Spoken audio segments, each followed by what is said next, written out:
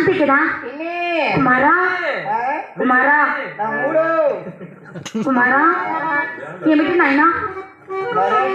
కుమారా అవును కుమారా మంచిది కుమారా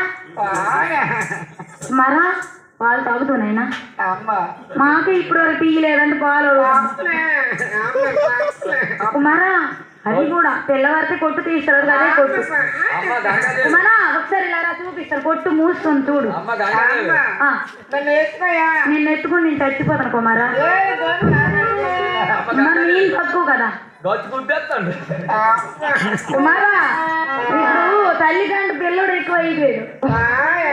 కుమార్ తాగుతున్నాయినా కుమారా ఇక ఆవులు అన్ని దగ్గర ఉంటాయి కదా తీర్థంలే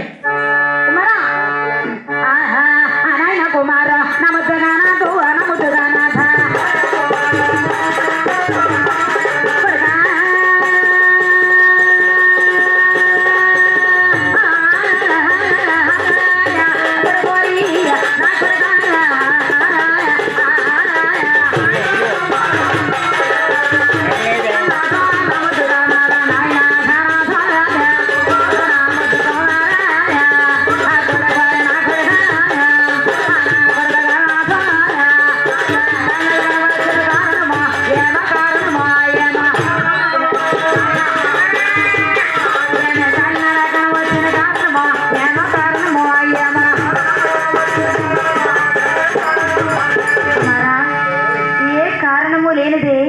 నీవు నా దగ్గరికి రావు కుమారా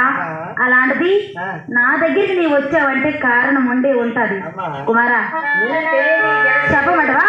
అనే తల్లి పార్వతి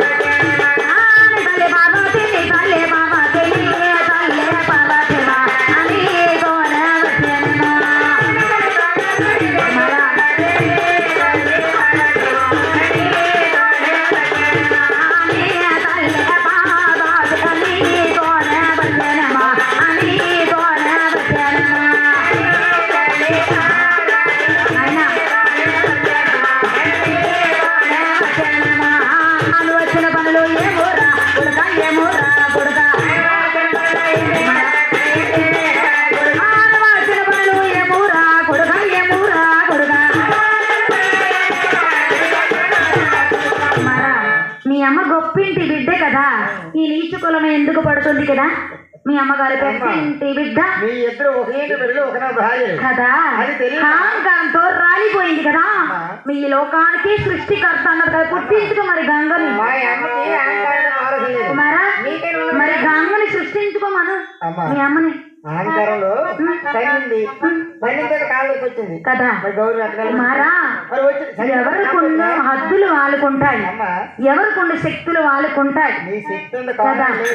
కానీ శక్తిభావం సంపడం ధరం కుమారా మా ఇద్దరం ఒక ఇంటి బిడ్డలు ఒకరికి భార్య అని చెప్పిన అహంకారంతో తన్ని తరిమింది